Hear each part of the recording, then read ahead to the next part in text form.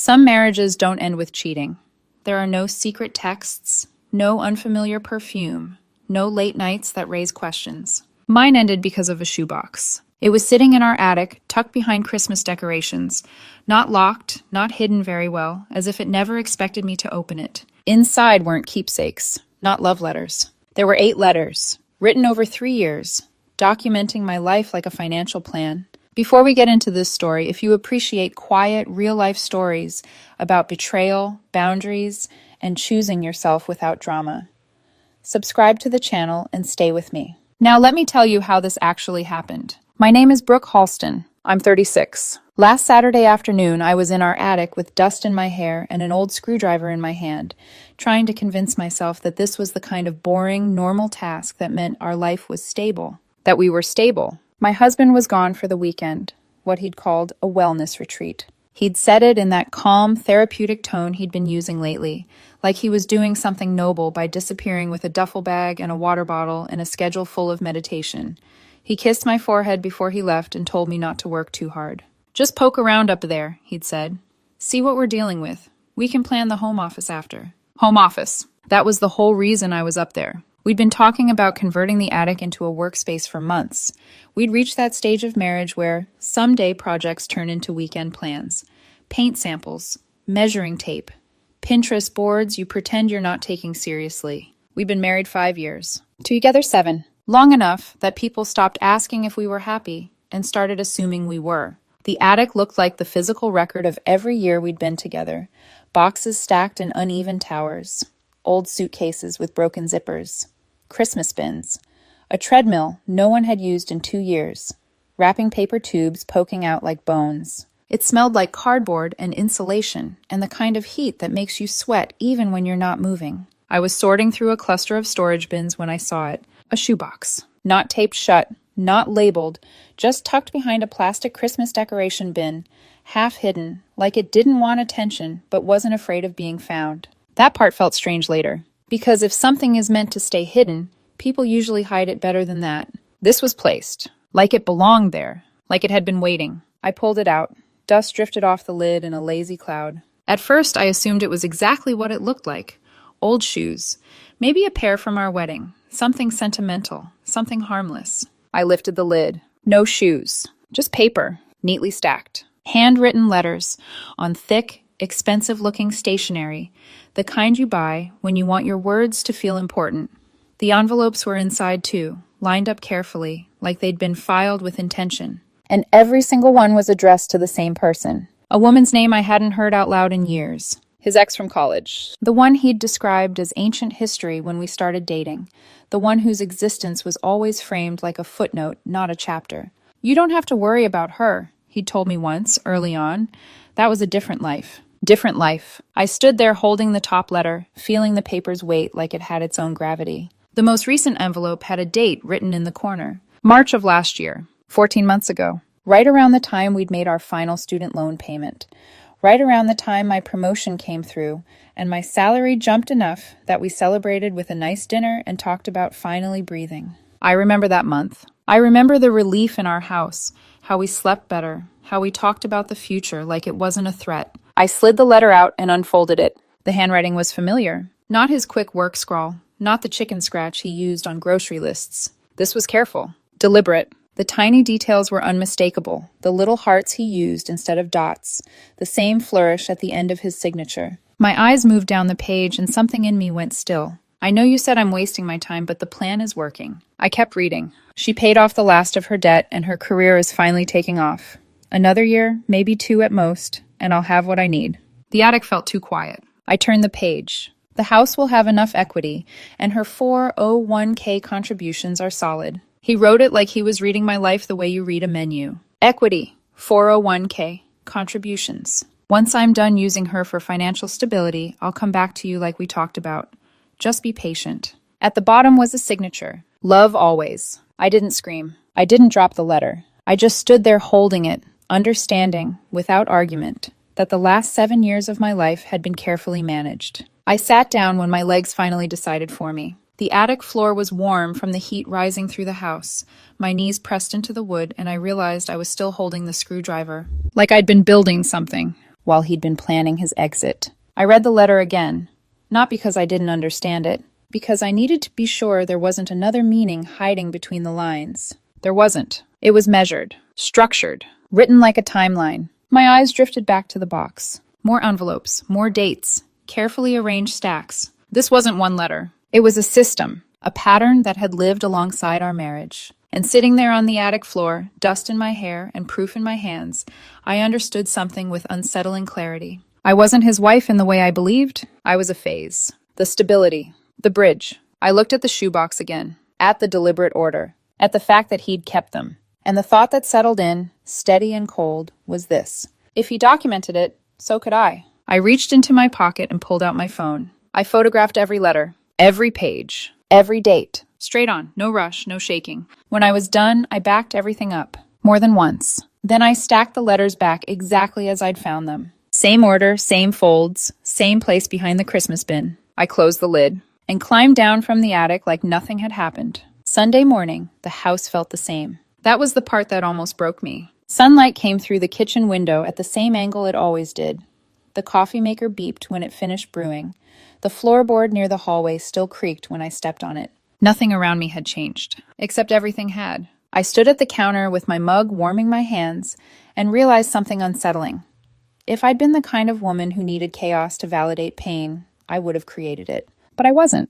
I was the kind of woman who needed answers, and I already had them. So I did what I always did when something in my life stopped making sense. I didn't react. I observed. I moved through the house like a guest, not with nostalgia, with inventory.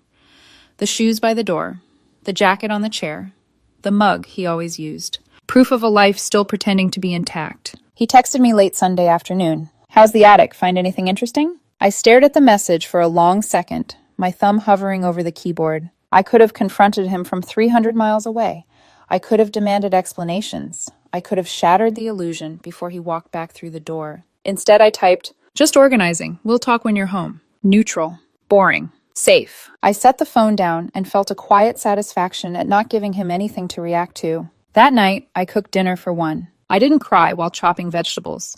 I didn't throw anything away. I didn't pace. I ate slowly, washed the dishes, folded laundry. The more normal I behaved, the more convinced I became this was the right path. Because panic gives liars leverage. Calm takes it away. Monday morning, I called in sick to work. Not because I was sick, because I needed a day where my time belonged to me and only me. I made a list, not a dramatic list, a practical one. Divorce attorneys, community property laws, fraud in marriage, admissibility of discovered evidence. I spent hours reading, cross-referencing, opening and closing tabs until my eyes ached. And the same theme kept repeating itself. Intent matters. Documentation matters. Patterns matter. By noon, I'd narrowed it down to 3 attorneys in my area who specialized in high-conflict divorces and financial disputes. I read reviews carefully, not the emotional ones, the ones that mentioned strategy, preparation, outcomes. I chose the woman whose clients kept using the same word, relentless. Her office answered on the second ring. I didn't ramble. I didn't overshare. I need a consultation, I said. I have written evidence that my husband planned to defraud me financially throughout our marriage. There was a pause. Then, "Can you email what you have?" I sent the photos, all 8 letters. Within an hour, my phone rang. Her voice was calm, controlled, professional. "Brooke," she said, "I've been doing this a long time." I waited. This is unusually clear. That was the first time I felt something like validation. Not sympathy. Recognition. She asked questions, precise ones. How long were you married? 5 years. Together before that? 7 total. Joint assets? Yes. Who paid the down payment on the house? I did, from an inheritance before we married. Do you have documentation? Yes. Good, she said. That matters. We went through everything. The house, the mortgage, our separate checking accounts, the joint savings account we both contributed to. How much is in it? About $45,000. And your contribution? Roughly 70%. I have records. She was quiet for a moment, typing. Then she said something that lodged itself in my chest. He didn't just betray you emotionally, she said. He documented a plan. That word again. Plan. I told her what I wanted. I don't want a dramatic divorce, I said. I don't want to fight him forever. I just want out. Cleanly. Quickly. She didn't laugh. She didn't tell me it was unrealistic. She said, then we move fast and we move quiet. We discussed strategy, No confrontation before filing. No emotional exchanges. Everything through counsel. The letters would go in as evidence of intent. Once he's served, she warned, he's going to panic. People who plan like this don't like losing control. I almost smiled. Let him, I said. By Friday, the paperwork was drafted. Divorce petition. Request to expedite based on documented fraud. Evidence attached.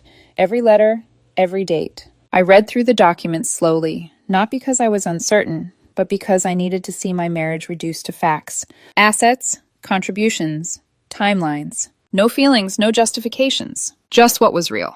I signed where she told me to sign. My hand didn't shake. When I left her office, I sat in my car for a moment with the engine off, staring through the windshield at nothing. I didn't feel triumphant. I didn't feel sad. I felt resolved. My husband was due back Sunday evening. I went home and cleaned the house like I was expecting guests. Not for him. For myself. I cooked dinner again. Watched TV again. And when I went to bed, I placed the envelope from my attorney on the kitchen counter, face down, where I knew I'd see it. Because when he walked through that door, relaxed, centered, unaware, he was going to learn something he hadn't planned for. That the woman he thought he was using had been paying attention, and that his timeline wasn't the only one in play anymore. He came home Sunday evening just after 6. I heard his key in the lock before I saw him, the familiar jingle that used to signal comfort. Routine.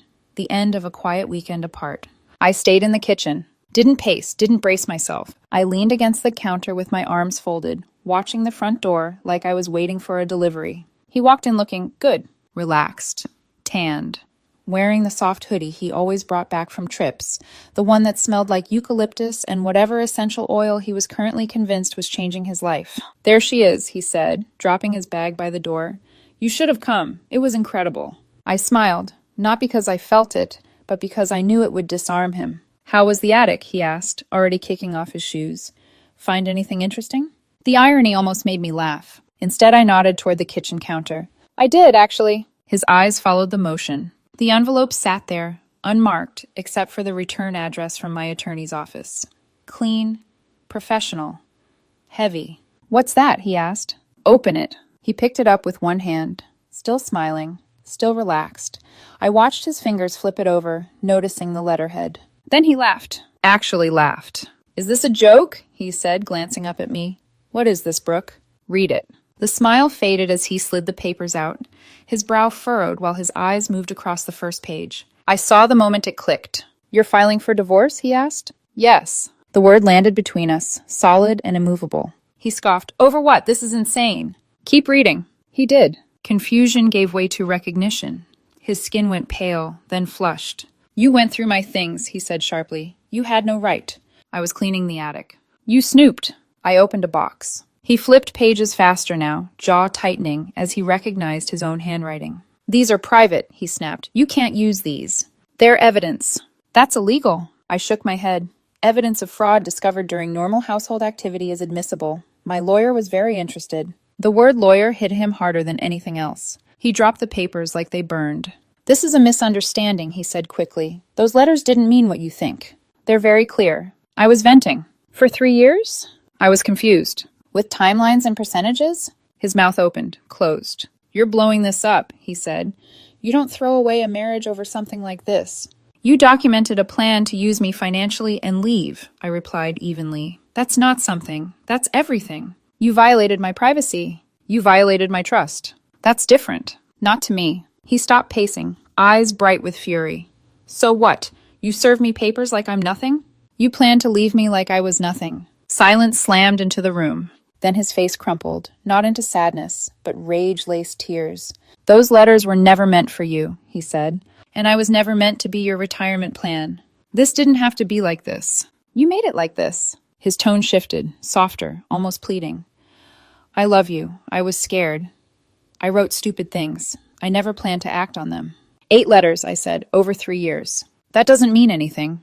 It means everything. You're destroying us." "No," I said quietly. "I'm stepping out of something fraudulent." He stormed out and slammed the bedroom door. I stood there a moment, then straightened the envelope and placed it back on the counter. The first 3 days after he was served were unsettling, not because he fell apart, but because he didn't. There were no tears, no begging. He went quiet in a way that felt deliberate. The morning after, he sat at the kitchen table like he was preparing for a meeting. This has gotten out of hand, he said evenly. You're reacting to something you don't understand.